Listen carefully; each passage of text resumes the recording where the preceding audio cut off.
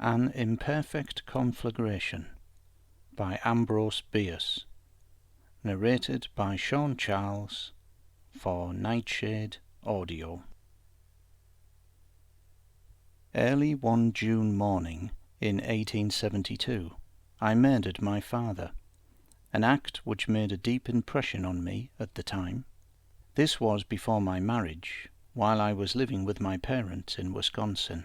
My father and I were in the library of our home, dividing the proceeds of a burglary which we had committed that night.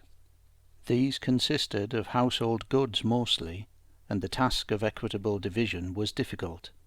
We got on very well with the napkins, towels, and such things, and the silverware was parted pretty nearly equally. But you can see for yourself that when you try to divide a single music box by two without a remainder, you will have trouble.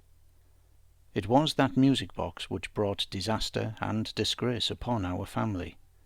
If we had left it, my poor father might now be alive. It was a most exquisite and beautiful piece of workmanship, inlaid with costly woods and carven very curiously. It would not only play a great variety of tunes, but would whistle like a quail, bark like a dog, crow every morning at daylight whether it was wound up or not, and break the 10 Commandments. It was this last-mentioned accomplishment that won my father's heart and caused him to commit the only dishonourable act in his life, though possibly he would have committed more if he had been spared.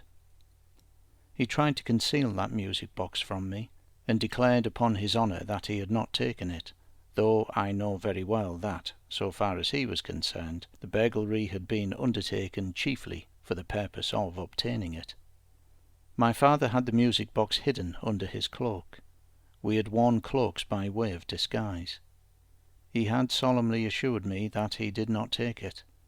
I knew that he did, and knew something of which he was evidently ignorant, namely, that the box would crow at daylight and betray him if I could prolong the division of profits until that time. All occurred as I wished. As the gaslight began to pale in the library, and the shape of the windows was seen dimly behind the curtains, a long cock-a-doodle-doo came from beneath the old gentleman's cloak, followed by a few bars of an aria from Tannhauser, ending with a loud click. A small hand-axe, which we had used to break into the unlucky house, lay between us on the table. I picked it up. The old man, seeing that further concealment was useless, took the box from under his cloak and set it on the table. "Cut it in two if you prefer that plan," said he. I tried to save it from destruction. He was a passionate lover of music, and could himself play the concertina with expression and feeling. I said, "I do not question the purity of your motive. It would be presumptuous of me to sit in judgment on my father. But business is business, and with this axe I am going to effect a dissolution of our partnership, unless you will consent in all future burglaries to wear a bell-punch." "No," he said, after some reflection. "No, I could not do that. It would look like a confession of dishonesty. People would say that you distrusted me." I could not help admiring his spirit and sensitiveness. For a moment I was proud of him, and disposed to overlook his fault. But a glance at the richly jewelled music box decided me, and, as I said, I removed the old man from this vale of tears. Having done so, I was a trifle uneasy. Not only was he my father, the author of my being, but the body would be certainly discovered. It was now broad daylight, and my mother was likely to enter the library at any moment. Under the circumstances, I thought it expedient to remove her also, which I did. Then I paid off all the servants and discharged them. That afternoon I went to the chief of police, told him what I had done, and asked his advice. It would be very painful to me if the fact became publicly known. My conduct would be generally condemned. The newspapers would bring it up against me if ever I should run for office. The chief saw the force of these considerations. He was himself an assassin of wide experience.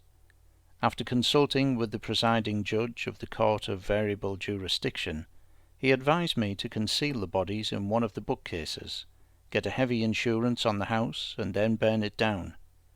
This I proceeded to do.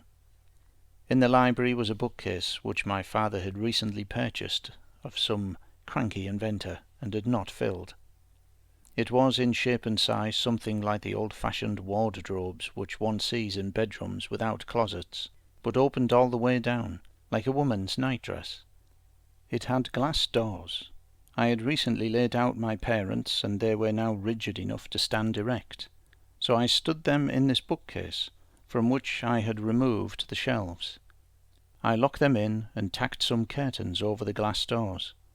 The inspector from the insurance office passed half a dozen times before the case without suspicion. That night, after getting my policy, I set fire to the house and started through the woods to town, 2 miles away, where I managed to be found about the time the excitement was at its height. With cries of apprehension for the fate of my parents, I joined the rush and arrived at the fire some 2 hours after I had kindled it.